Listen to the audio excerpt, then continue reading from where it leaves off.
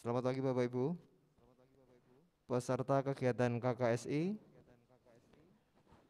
tahun 2020, tanggal 8 Oktober 2020. Coba checking peserta Bapak Ibu. Bapak Ibu sudah siap? Yang sudah siap angkat tangan. Halo, angkat tangan. Oke, angkat tangan. Oke, kita mulai Bapak Ibu ya. Kita mulai. Selamat pagi semuanya.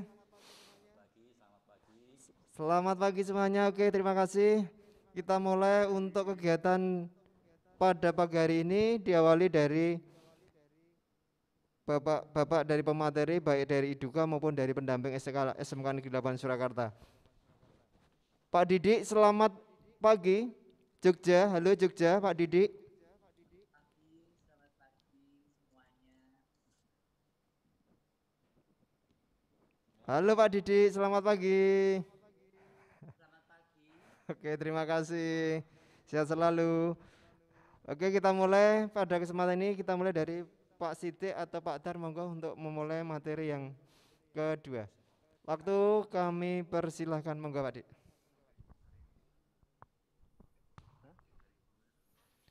Assalamualaikum warahmatullahi wabarakatuh. Salam sejahtera untuk kita semua. Saya selalu berdoa kawan-kawan dalam keadaan sehat walafiat dan selamanya menjadi sehat.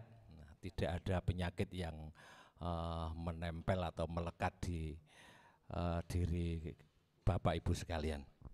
Baik Bapak Ibu, pada pertemuan yang kedua materi Sindra Tari ini kita akan berbicara tentang pemilihan cerita.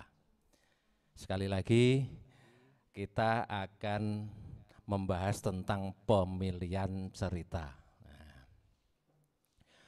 Nanti hasil dari Vicon ini akan di-share, mudah-mudahan tidak ada halangan atau kendala secara teknik sehingga kawan-kawan yang belum bisa mengikuti Vicon pada pagi hari ini nanti bisa melihat kembali hasil pertemuan pada pagi ini.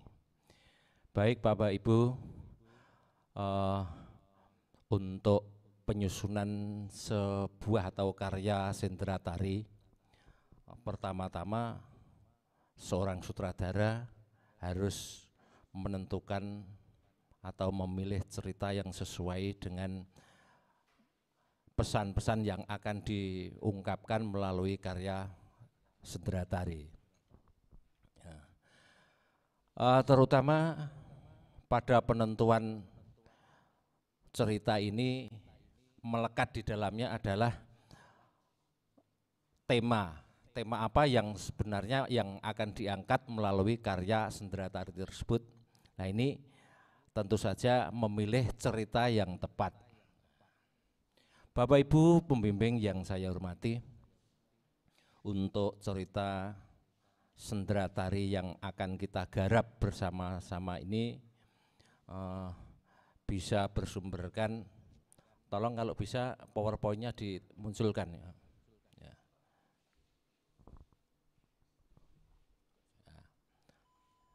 Ya, kita tunggu.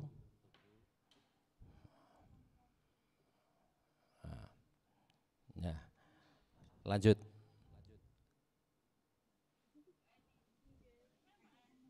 Yang pertemuan keempat. Ketiga kemarin. Ini keempat. Oh, oke. Bapak Ibu bisa membaca? Halo? Halo? Jadi kembali tentang yang kita bahas pada pagi ini adalah pemilihan cerita. Bahasanya cerita itu adalah sebagai pijakan untuk menuangkan ide, gagasan, pesan moral atau nilai-nilai yang akan disampaikan atau yang diungkapkan.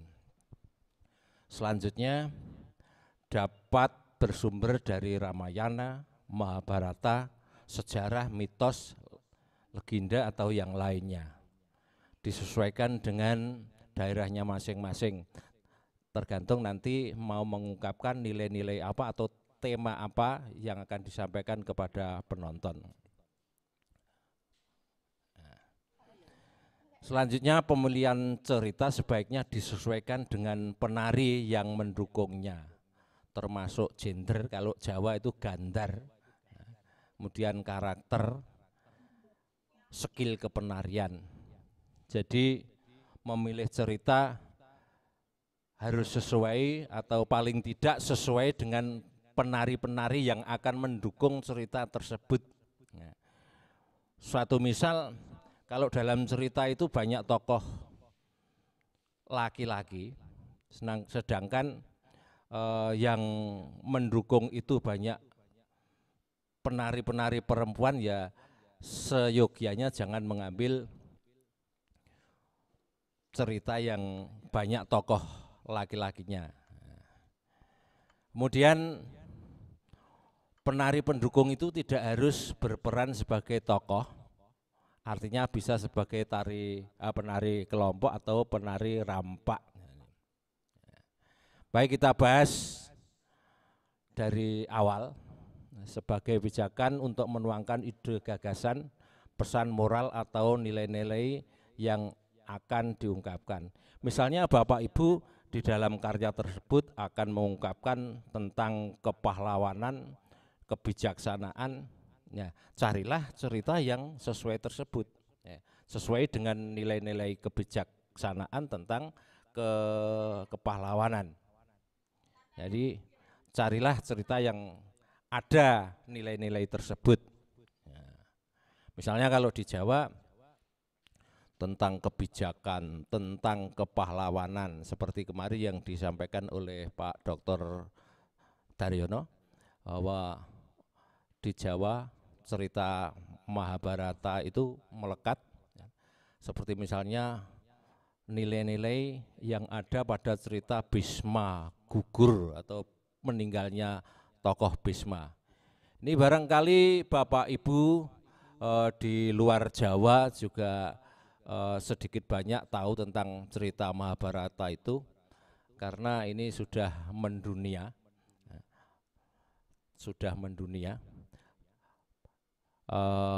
sering juga ditayangkan di media TV. Jadi di situ ada nilai-nilai kepahlawanan untuk seorang tokoh Bhisma. Dia juga penasehat dari darah Kuru atau Wangsa Astinapura. Tapi juga dia memiliki kebijakan-kebijakan untuk menentukan sikap. Apakah berpihak kepada Pandawa ataukah berpihak kepada Astina. Nah ini kalau ini dituangkan di dalam sebuah sendratari, ini banyak nilai-nilai yang tersampaikan atau pesan-pesan moral kepada penonton. Jadi untuk memilih cerita dan penyesuaian dengan temanya ini harus benar-benar tepat. Kemudian yang kedua adalah bersumber Ramayana, Mahabharata, sejarah, mitos. Jadi untuk memilih cerita sesuaikan Bapak Ibu masing-masing daerahnya. Mungkin di situ ada cerita apa yang populer di situ. Ada nilai-nilai yang akan tersampaikan kepada penonton atau penghayat atau pengamat atau penguji dan sebagainya. Sesuaikan. Pemilihan cerita tidak disesuaikan, sebaiknya disesuaikan dengan penari yang mendukungnya. Seperti apa yang tadi saya sampaikan, harus disesuaikan dengan pendukungnya. Pendukung atau penari yang sejumlah 15 orang. 15 orang. Ya, ini juga merupakan juknis kita. minimal 15 orang untuk pendukung sindera tari ini. Ya, ini semuanya tidak harus berperan sebagai tokoh, barangkali bisa berperan sebagai tari kelompok dan atau tari rampak yang fungsinya multiguna, mungkin bisa mendukung suasana adegan yang ada di dalam sendera tari tersebut, bahkan atau juga sebagai peran-peran yang harus berkelompok, mungkin sebagai dayang-dayang dan sebagainya. Nah, Bapak Ibu yang saya hormati, saya tidak terlalu panjang lebar untuk menyampaikan materi ini. Ada masukan dari beliau-beliau Pak Didik Ninitowo dan Pak Dr. Daryono nanti akan menggarisbawahi dan menguatkan apa yang saya sampaikan ini, dan nanti kalau dimungkinkan pasti ada sesi tanya jawab. Demikian, berikutnya akan saya serahkan yang jauh dulu Pak Didik. Pak Didik, nanti gongnya Pak Daryono gitu. Pak Didik, halo. Lah ya, ya. Monggo Pak Didik, kami persilakan untuk membahas materi pada pagi ini adalah pemilihan cerita. Dipersilakan. Selamat pagi semuanya.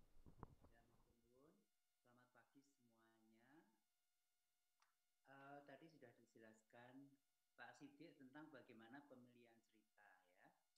Saya hanya menambahkan sedikit aja untuk daerah-daerah di luar Jawa yang tidak begitu menguasai Mahabharata maupun Ramayana, sebaiknya menggunakan cerita-cerita lokal tidak apa-apa.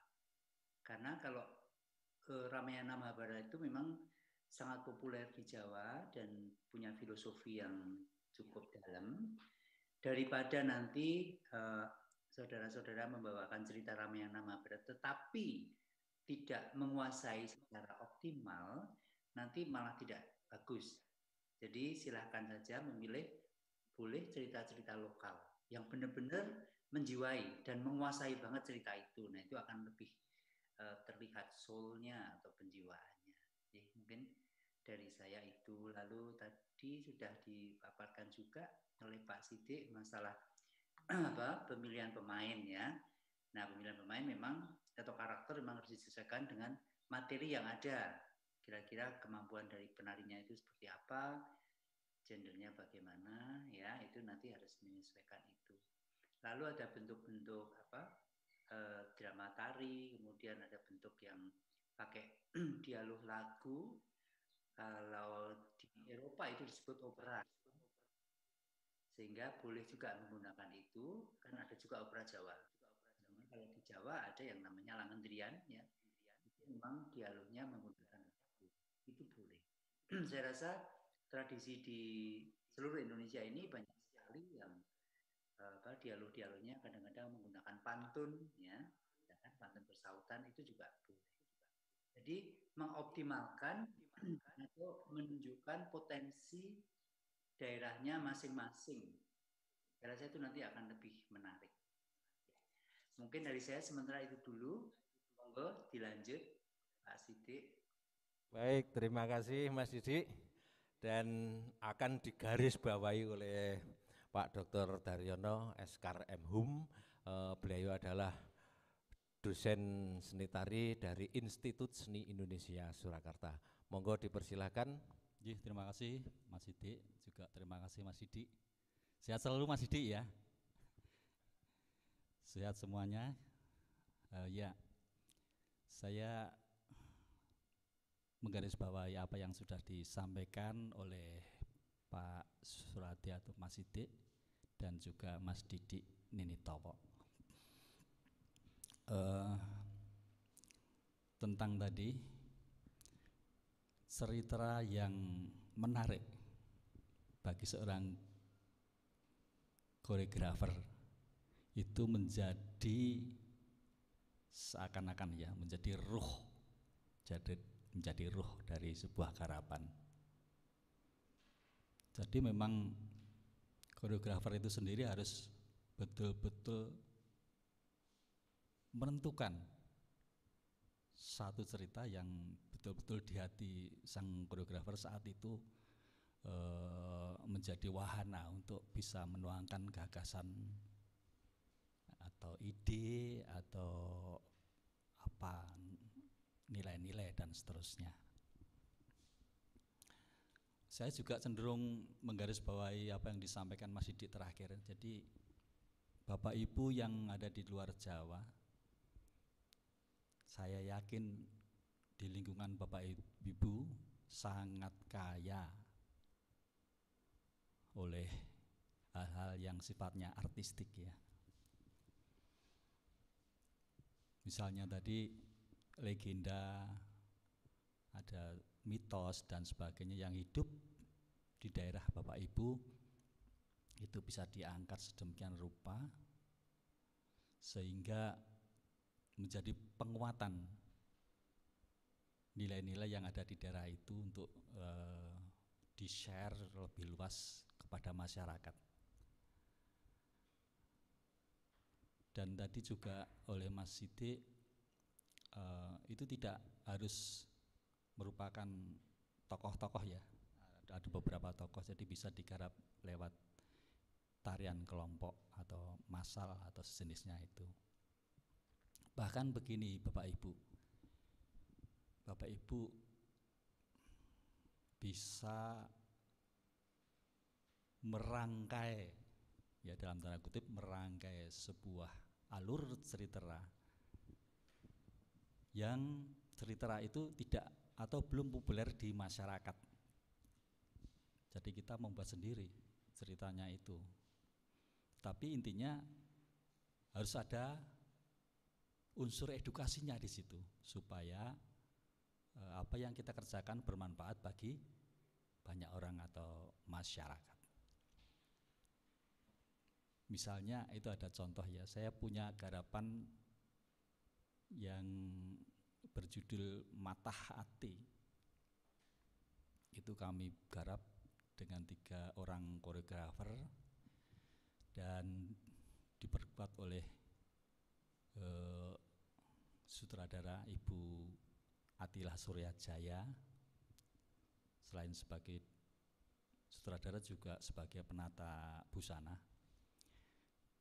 Kalau kita melihat sejarahnya itu belum ada yang fokus menceritakan sepak terjang Mata Hati itu atau Patah Hati. Patah Hati itu adalah seorang wanita yang tangguh saat perang melawan VOC yang di balik kesuksesan Mangkunegoro I. Nah itu kita mencoba membuat alur garapan sehingga tokoh Mata Hati atau Patah Hati itu menjadi sentral di situ di dalam garapan. Dan garapan itu kami pentaskan pertama kali di Singapura tahun 2010 dan berturut-turut di Indonesia, ada di Jakarta dan juga di Solo atau Surakarta. Itu bisa Bu atau Bapak Ibu bisa seperti itu. Kemudian orang tokoh harus mampu secara lahir dan batin begitu ya. Teknik tarinya juga harus paling tinggi di antara penari-penari di situ. Demikian juga kalau di Jawa ada gandar. Gandar itu sebuah semacam ukuran atau norma ketika seseorang itu memerankan tokoh tertentu. Yang itu disesuaikan dengan tokoh dalam ceritera itu. Dan saya kira juga nanti akan berkembang pada misalnya kalau ada tokoh utama dan tokoh antagonis ya. Itu juga harus dipikirkan jauh-jauh sebab nanti pasti kalau kita membuat dinamika akan disulut oleh konflik yang itu nanti pasti ada tokoh utama dan antagonis. Nah itu harus juga kita pikirkan jauh-jauh. Saya kira sementara itu dulu. Jika ada pertanyaan akan kita tampung dan kita diskusikan bersama-sama. Terima kasih, saya kembalikan kepada Mas Sidik. Nuhun Mas Sidik. Ya. Terima kasih Pak Tarjo.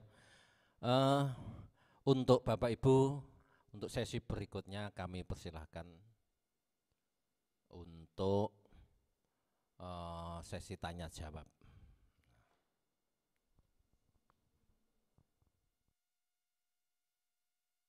Ada yang ditanyakan Bapak Ibu? Tentang pemilihan cerita. Halo?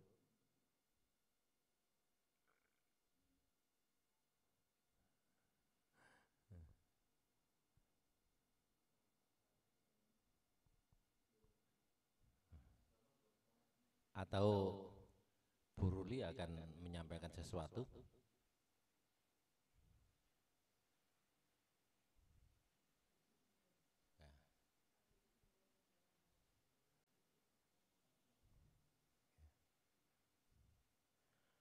Mas Didi, ada hal-hal yang perlu disampaikan lagi?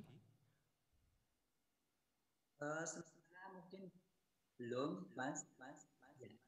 Saya menunggu nanti Bina kalau kita tanya jawab secara langsung. Oke, ya siap. Kita tunggu pertanyaan-pertanyaan dari peserta. Baik, sambil menunggu pertanyaan dari peserta, kami persilakan kepada Pak Darjono untuk memberikan tambahan untuk menguatkan apa yang disampaikan tadi. Monggo. Ya, terima kasih. Khususnya tadi apa yang disampaikan Mas Didi tentang cerita-cerita yang hidup di daerahnya masing-masing.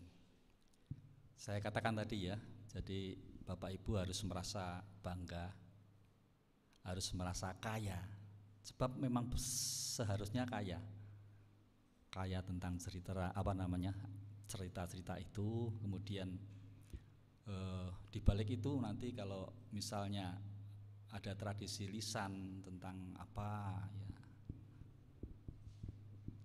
kemudian kalau itu berwujud syair-syair bisa dimasukkan, bisa digarap sedemikian rupa sehingga itu menjadi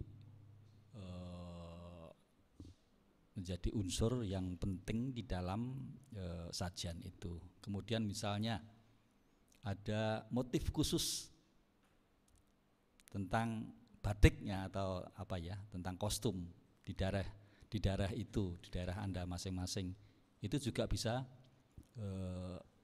disampaikan atau di-create sedemikian rupa untuk dijadikan satu dengan unsur-unsur lain. Kemudian tentang musik. Nah, tentang musik tidak harus dengan karawitan lengkap seperti di Jawa. Kalau di Jawa kan ada slendro dan pelok yang itu merupakan ensemble besar ya. Tapi Bapak Ibu bisa menggunakan ensemble yang kecil atau yang ada di daerahnya masing-masing, juga tidak harus penuh misalnya gitu. Kalau memang cukup dengan 5 atau 7, nah ya, saya kira tidak bermasalah. Saya kira itu. Saya kembalikan Mas Didi, monggo. Baik, kelihatannya sudah ada pertanyaan dari peserta Pak Darjo. Yang pertama dari Pak Darno ya. Yang pertama dari mana? Ya, Pak Darno. Kami persilahkan Pak Darno. Atau itu ada pertanyaan? Nah, ada pertanyaan. Saya bacanya dulu, Mas.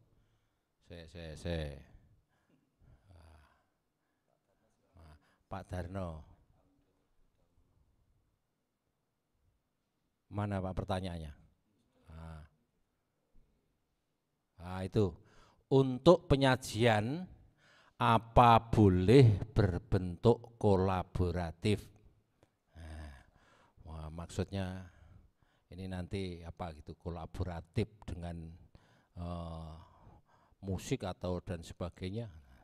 Ya, ya memang harus kolaboratif. Kalau tidak kolaboratif tidak menjadi sebuah sendera tari. Ya. Baik, saya sampaikan kepada Pak Daryo mumpung ini pegang mikrofonnya. Monggo, Pak. Terima kasih Pak Darno. Selamat pagi. Terima kasih atas pertanyaannya. Saya ulangi lagi pertanyaan yang disampaikan. Untuk penyajian apa boleh berbentuk kolaboratif? Sesungguhnya ini istilah kolaboratif itu masih interpretatif. Jadi bisa mengerti lain-lain artinya. Tetapi saya ingin menjelaskan seperti ini. Jadi sebuah garapan, apalagi drama tari ya, itu pasti kolaboratif dalam artian merupakan suatu kompleksitas dari kehadiran masing-masing disiplin.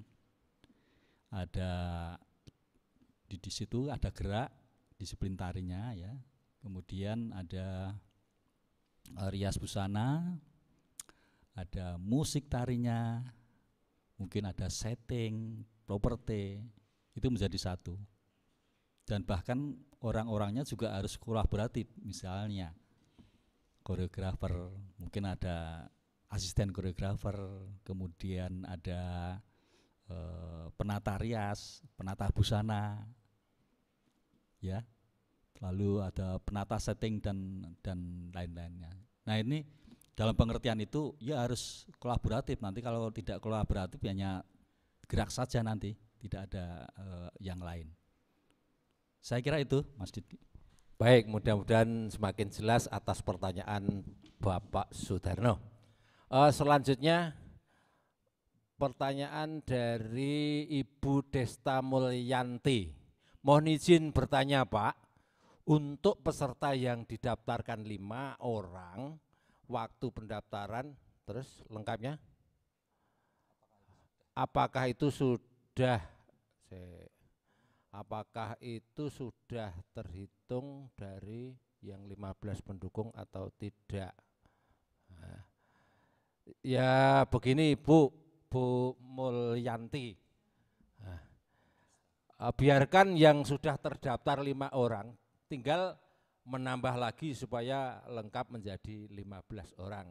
Karena kalau kita membuat sebuah sendera tari hanya 5 orang atau 4 orang, karena yang satu pembimbing ya, 4 orang, ini nanti namanya bukan sendera tari, bahkan mungkin kalau di Jawa ada pedilan, ada prahmen. Nah itu, jadi kita sepakat 15 penari yang sudah terlanjur mendaftarkan 5 siswanya plus gurunya.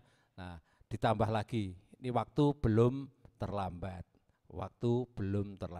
Begitu Ibu Desta Mulyanti, mungkin bisa menjadi penjelasan. Selanjutnya dari Bapak Putra Yuda Santoko SPD. Pertanyaannya, maaf Bapak, mau bertanya. Untuk tema mungkin sudah paham Bapak. Yang saya tanyakan untuk pemilihan ceritanya, apakah keseluruhan cerita dari awal atau akhir, atau boleh ambil fragmen cerita yang ada di tengah ada konfliknya. Terima kasih. Baik, pertanyaan baik ini. Tentu saja baik itu fragmen, baik itu sendera tari, pasti dalam keseluruhan itu ada konfliknya, ada permasalahannya. Nah, boleh nanti sesuaikan dengan cerita yang Bapak pilih. Begitu Pak Putra. Saya nambah ini menjawab Pak Putra Yuda Santoko SPD. pertanyaannya bagus ya. Jadi yang ditanyakan itu apa boleh kita hanya menyuplik atau apa menyitir bagian awal atau tengah atau akhir. Nah, itu menjadi hak sang koreografer. Jadi ada cerita misalnya kalau di buku di buku itu kalau secara keseluruhan itu harus dibaca 100 halaman gitu ya, katakanlah itu. Ekstremnya seperti itu. Itu kita bisa hanya mungkin 20 halaman saja yang kita pilih, yang kita tentukan, yang itu menarik bagi Bapak tadi, Bapak Ibu tadi. Apa yang ingin disampaikan, tidak harus seluruhnya. Jadi seperti misalnya seorang pelukis itu ya, itu kalau menggambar pemandangan kan tidak semuanya, semua semut ada yang di situ digambar semua burung yang ada digambar semua. Jadi dipilih yang menarik. Saya kira cukup jelas ya. Mudah-mudahan lebih jelas. Baik, saya tambahi sekali lagi, Pak Putra, barangkali topik atau permasalahan yang ditanyakan ini nanti pada sesi atau pertemuan ke-5 yaitu menyusun sebuah adegan. Memang benar ini nyuplik tidak masalah atau mengambil sedikit tidak masalah, bahwa dari cerita itu misalnya adegan A, B, C, D sampai F, barangkali seorang koreografer atau sutradaranya bisa saja hanya mengambil D, E atau F, G dan sebagainya. Ini hak sepenuhnya pada sutradara atau seorang koreografer. Untuk Pak Putra seperti itu, dan sekaligus pertanyaan ini berlaku untuk Bapak Ibu yang lain. Mudah-mudahan tidak akan mengulangi apa yang saya sampaikan ini. Tentang penyusunan adegan nanti kita pada sesi pertemuan keempat ya, kelima, dan draft penyusunan adegan juga di sesi ke-5 atau pertemuan ke-5. Pak Didi, untuk pertanyaan-pertanyaan dari peserta, adakah masukan untuk beliau-beliau? Saya mau menambahkan sedikit tentang ini tadi kan kearifan lokal ya. Kan tadi sudah dijelaskan kalau kita memunculkan kearifan lokal sudah dari Pak Daryono juga tentang bagaimana menampilkan misalnya batik ataupun kostum-kostum misalnya tenun atau soket dari daerahnya masing-masing itu dioptimalkan. Sekalian kita mempromosikan dan memamerkan tentang khasnya daerah untuk kostum, ya. Juga properti. Jadi mungkin yang belum banyak dikenal masyarakat Indonesia luas itu dimunculkan. Jadi ada unsur edukasinya di sini. Ya, kemudian juga saya teringat misalnya tato di saudara kita etnis Dayak dan Papua itu kan punya tato yang punya makna.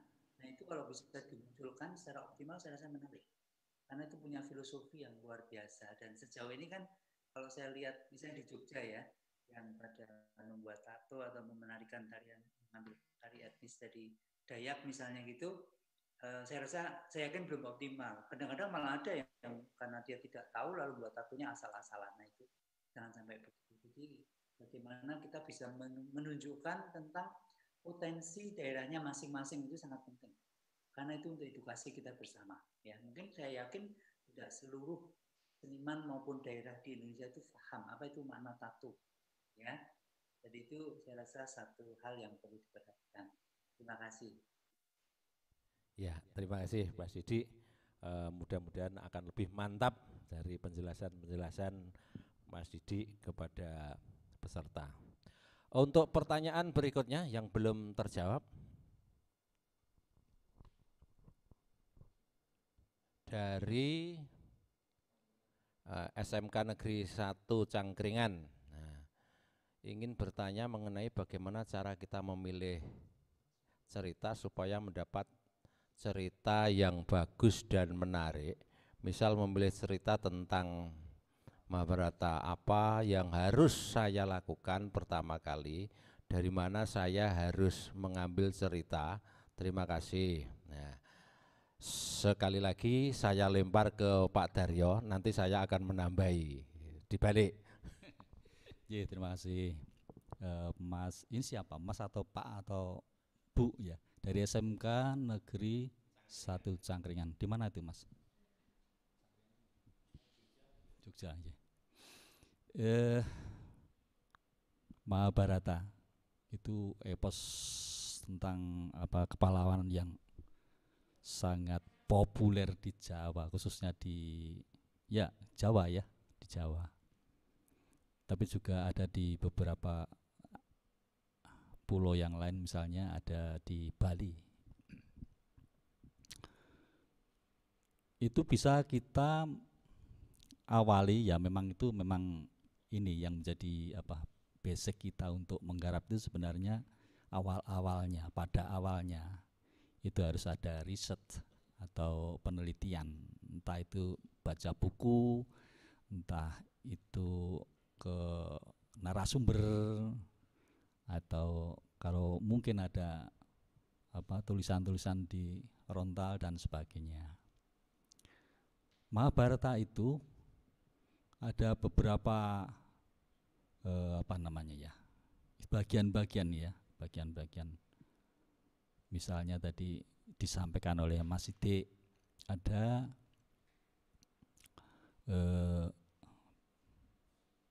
Bharatayuddha yang mengisahkan tentang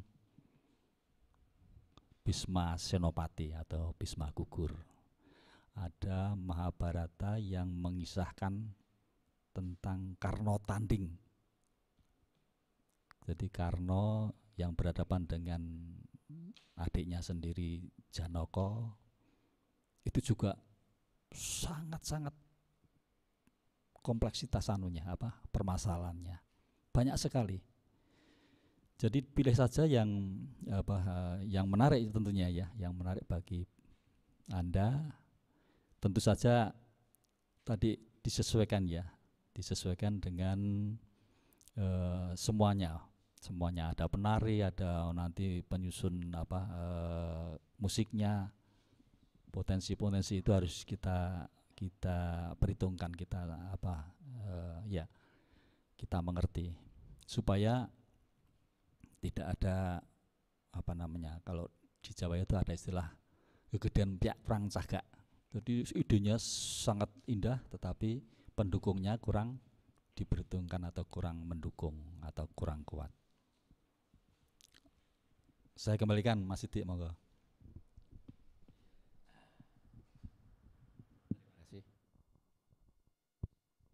Terima kasih atas penjelasan Pak Daryo. Sekali lagi Bapak Ibu, jangan susah-susah untuk memilih cerita. Pada dasarnya di dalam cerita itu semuanya baik. Hanya kepiawaian seorang koreografer untuk membuat supaya di dalam cerita itu ada konflik atau permasalahan yang menarik atau tidak, ini saya kira seorang koreografer atau sutradara ini harus pandai. Bahkan untuk cerita dirinya sendiri saja bisa kok. Cerita tentang dirinya sendiri. Di situ ada adegan dan untuk memvisualisasikan konflik batinnya ini bisa menjadi sebuah sendera tari. Tentu saja ada tokoh-tokoh yang lain. Nah, semuanya saya kira ada nilai-nilai atau pesan-pesan moral yang akan disampaikan kepada penonton dari cerita apapun. Nah, misalnya kalau Jawa Barat ada cerita Sangkuriang, nah ini mungkin kita berpikirnya Sangkuriang itu ditafsir sebagai seorang tokoh yang seperti apa. Sebagai manusia biasa, Sang Kuryang kadang-kadang memiliki karakter yang keras, kadang-kadang memiliki karakter yang lembut. Jadi karakter ini tidak melekat di dalam satu cerita apa saja, tapi konteksnya itu yang akan digarap oleh seorang koreografer atau sutradara ini akan menyajikan tokoh ini menjadi seorang karakter yang bagaimana. Nah ini yang kita harapkan seperti itu ya Pak. Nah itu Arjuna yang terkenal ini tokoh yang halus, lembut. Belum tentu dalam adegan atau dalam konteks apa. Arjuna sebagai seorang tokoh yang lembut, halus dan sebagainya. Kalau ketika dia hatinya kacau, hatinya galau menghadapi lawannya yang lebih pandai, lebih terampil dalam bidang memanah, kadang-kadang dia hatinya kan membara atau menjadi sifat yang iri dan sebagainya. Seperti dalam cerita Palgunadi atau Bambang Ekoloyo itu seperti itu. Arjuna kan iri dengan Palgunadi karena dia lebih pandai memanah daripada Arjuna. Keirian ini menjadikan perasaannya yang kacau sehingga menuduh Arsidurna sebagai gurunya dan sebagainya. Itu. Selanjutnya pertanyaan dari mana Pak? Yang belum. Itu Bu Anita Desi, ada pertanyaan. Selamat pagi Pak, bagaimana proses mendaftar untuk tambahan penari yang belum terdaftar selain 5 orang itu mestinya. Nah ini secara teknik saya tidak tahu sistemnya atau prosesnya. Nanti kita tanyakan Bu Ruli dan Pak Emen. Kalau belum bisa menjawab pada hari ini nanti akan di-share lewat grup Bu Anita. Saya kira nanti kita berbincang atau chat lewat grup bagaimana untuk menambahkan peserta itu, karena di format pendaftaran itu hanya terdaftar 4 atau 5 orang. Dari hasil dialog kita ada perubahan, ada revisi bahwa pendukung sendera tari ini adalah maksimal 25 orang, itu termasuk di dalamnya pembimbing dan pemusik. Selanjutnya dari Karanggede Boyolali, Karangdadap. Karangdadap, mana ya itu ya? Mohon maaf, saya Eva dari SMKU Karangdadap. Mana ya Karangdadap itu? Bertanya terkait dengan musik pengiring, apakah boleh menggunakan musik yang sudah ada, dalam arti menyadur musik yang sudah ada. Menyadur apa edit ya? Ya, mungkin dua-duanya, menyadur dan edit. Boleh silakan. Misal karya Pak Didi, boleh, monggo. Asalkan kita tetap menjaga etika pengkaryaan. Izin dulu yang punya, enggak masalah. Sering media sosial minta izin saya untuk menarikan tari topeng Suminten dan dilombakan, saya izini, enggak masalah.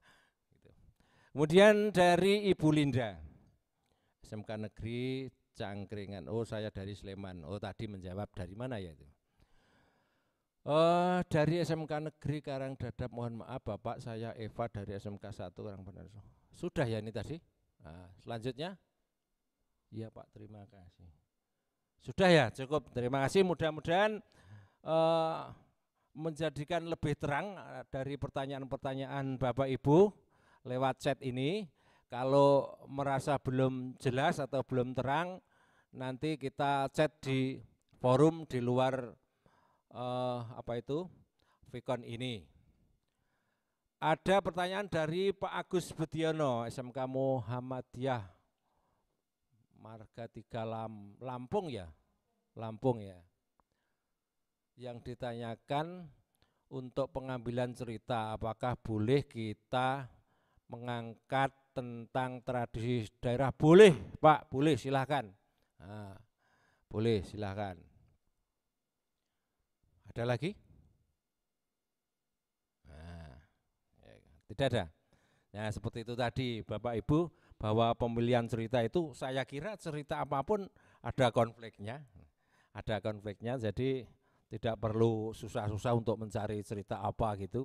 Yang jelas saya pesan kepada Bapak Ibu pendamping bahwa penarinya itu juga harus memahami alur cerita yang digarap, sehingga sebagai seorang penari tidak hanya istilahnya ikut ke sana kemari, tapi tidak tahu apa isi yang akan disampaikan, apa yang harus dilakukan.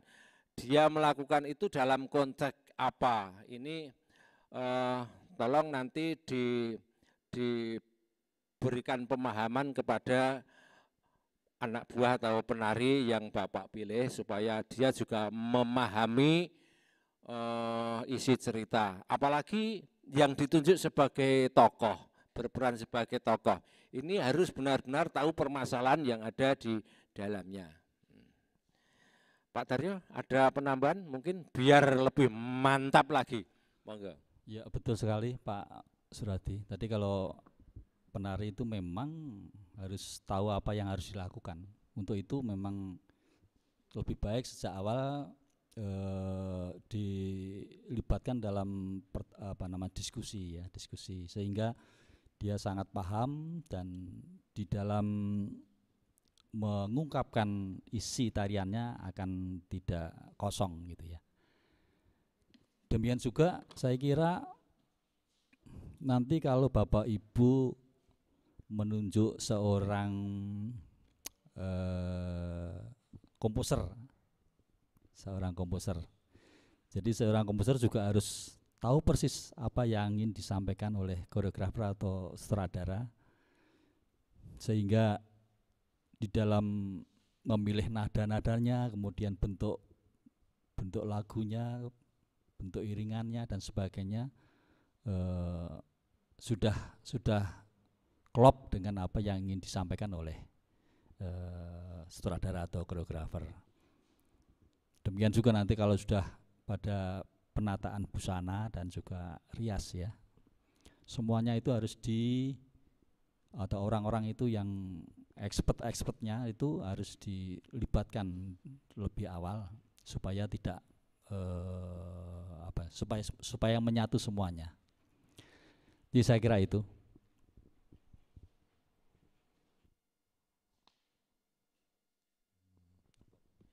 Baik, terima kasih. Ada lagi pertanyaan dari Ibu Desta Mulyanti lagi. Nah, ini peserta aktif. Terima kasih Bu. Mohon izin Pak, untuk musik takutnya kejadian seperti FLS2N SMK ketika menggunakan musik yang ada atau diedit menjadi polemik antar pembuat karya dengan siapa ya, sehingga akhirnya FLS menyarankan musik harus dibuat sendiri. Kami serahkan sepenuhnya kepada masing-masing sutradara atau masing-masing koreografer. Memang idealnya harus membuat sendiri.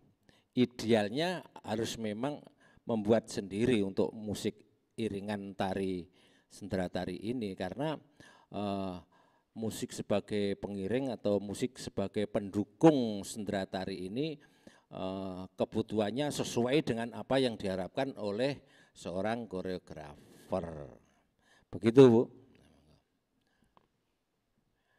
Pak Didik mungkin ada penambahan, penjelasan untuk pertanyaan-pertanyaan yang sudah tersaji tadi. Monggo Pak Didik. Masalah musik itu yang penting Mas. Jadi karena ini yang sekarang ini sedang digalakkan adalah royalti atau hak cipta. Jadi kita jangan sampai memakai musik orang lain tanpa izin kemudian hanya diedit seenaknya sendiri, itu yang terjadi. Jadi ini mendidik juga untuk seniman-seniman supaya tahu etika. Maaf ya, saya agak keras karena di sini saya sering sekali mengatakan itu, bahwa kalau kita pinjam musiknya orang lain itu kita izin paling tidak. Karena seni daerah itu belum ada royalti secara hukum yang jelas, yang sudah terlaksana.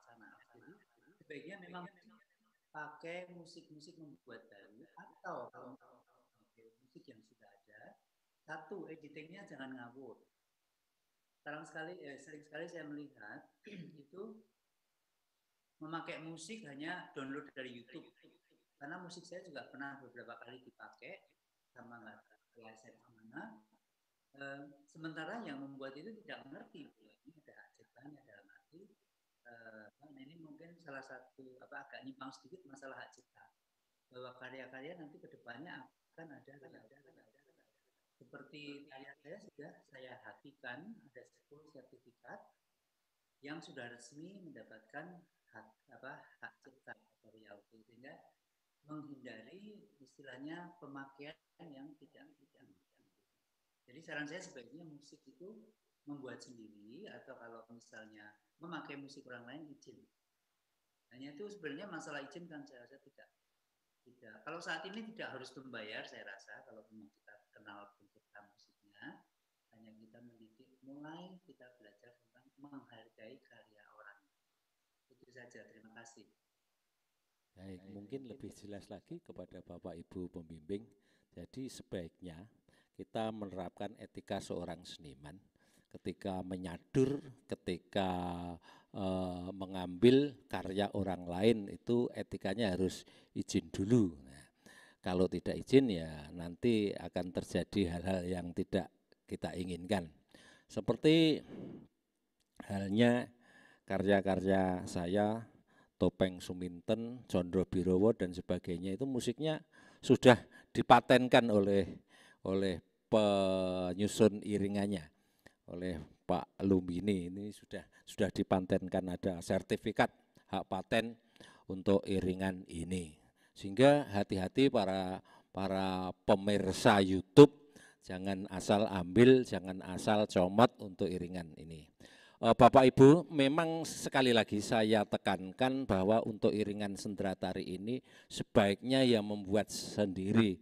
Artinya seorang koreografi mendapatkan apa yang ia inginkan. Bapak Ibu koreografer membutuhkan durasi berapa, rasanya seperti apa, ini akan lebih cocok untuk membuat, kalau membuat musik tari sendiri daripada edit sana edit sini. Kalau edit sana edit sini kan jadinya tari harus mau tidak mau harus ikut iringan. Jadi tidak bisa penuangan gagasan itu tidak sesuai dengan yang diharapkan oleh seorang koreografer atau sutradaranya. Kalau tidak ada pertanyaan, sesi berikutnya akan saya serahkan kepada hostnya, Ibu Ruli atau Pak Emen. Moga Pak Emen dipersilahkan untuk mengulas atau mengakhiri pada pertemuan hari ini. Ya, terima kasih Pak Sigit. Pak Sidik, terima kasih. Pak Sidik, terima kasih. Ya, terima kasih juga. Bapak Ibu, untuk peserta, tadi sudah disampaikan banyak bahwa untuk kegiatan ini, untuk sesi yang keempat sudah diulas panjang lebar dari Pak Sidik, kemudian Dr. Daryono, kemudian Pak Didik sendiri. Mohon untuk diperhatikan juga hal-hal yang harus digarisbawahi terkait dengan pengambilan pengeditan musik, itu hal yang sangat penting. Jangan sampai nanti terjadi hal-hal yang menyalahi prosedur yang telah ditentukan. Sebelum saya akhiri, Bapak Ibu, mungkin masih ada pertanyaan lagi. Kami tunggu dari Bapak Ibu peserta. sebelum saya akhiri untuk sesi yang hari ini, sekali lagi Bapak Ibu yang baik dari Sumatera, dari Jawa Barat, dari Jawa Timur, dari Bali, dari Sumba, kalau masih ada pertanyaan, mohon untuk disampaikan. Tapi kalau seandainya masih belum ada, nanti bisa lewat chatting atau lewat WA. Hingga nanti akan kami sampaikan kepada beliau-beliau, biar nanti untuk pertemuan berikutnya, atau lewat WA, nanti akan kami sampaikan jawaban-jawaban yang terkait dengan pertanyaan Bapak Ibu semuanya. Ya Pak Emen, sambil menunggu pertanyaan dari Bapak Ibu, ada pertanyaan yang harus dijawab. Dari Ibu Anita Desi, pertanyaannya bagaimana cara mendaftar atau menambahkan penari yang tadinya di form pendaftaran itu hanya tersedia 5 orang dan sekarang menjadi 15. Nah ini yang perlu dijawab. Kalau belum bisa menjawab sekarang, kita tunggu di grup. Begitu Pak Emen? Oh iya Pak Siti, untuk form itu memang munculnya dari direktorat. Jadi form yang awal itu adalah 5 personil untuk tari garap sendera tarinya, kemudian ada pengembangan sampai 20 sampai 25, yang nanti kalau seandainya ada tambahan, yang penting 5 itu sebagai perwakilan dulu yang kita sampaikan ke direktorat. Adapun yang sisanya itu Bapak Ibu semuanya nanti bisa dikirimkan via daftar hadir, nanti kami akan tambah untuk jumlah peserta dan by name-nya, biar nanti juga bisa sebagai rekomendasi untuk direktorat penambahan jumlah peserta yang melebihi sampai mungkin 10 atau 20 ataupun 25 Pak Siti. Begitu Pak Siti. Baik, terima kasih. Selanjutnya saya serahkan lagi kepada Pak Emen, monggo. Bapak Ibu, untuk pertemuan hari ini, kalau seandainya belum atau masih ada pertanyaan, nanti lewat chatting. Karena durasi waktu yang sudah sesuai dengan prosedur dari direktorat, bahwa kurang lebih 1 jam, dan ini sudah melebihi waktu 1 jam lebih, jam 9 lebih seperempat. Nanti mohon untuk pertemuan berikutnya, Bapak Ibu standby, mudah-mudahan standby-nya lebih awal. Karena tadi dilihat jam 8:15 atau jam 8 itu yang masuk baru 5 peserta. Sehingga kami masih menunggu Bapak Ibu yang belum bisa masuk. Untuk selanjutnya nanti Bapak Ibu, untuk linknya akan kami share lewat grup. Sehingga nanti mungkin hari ini nanti akan kami sampaikan 2 link untuk pertemuan pertama dan pertemuan kedua hari ini. Kemudian untuk penutupan Bapak Ibu semuanya, mohon untuk dibuka videonya, kita foto bersama terlebih dahulu sebagai dokumen kita. Setiap pertemuan harus ada fotonya bersama. Mohon untuk dibuka semua Bapak Ibu. Bisa dibuka semua Bapak Ibu.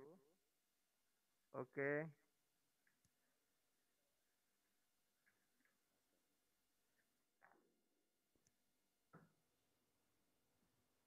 Kita foto dulu Bapak Ibu. Silahkan sesuai dengan gayanya masing-masing.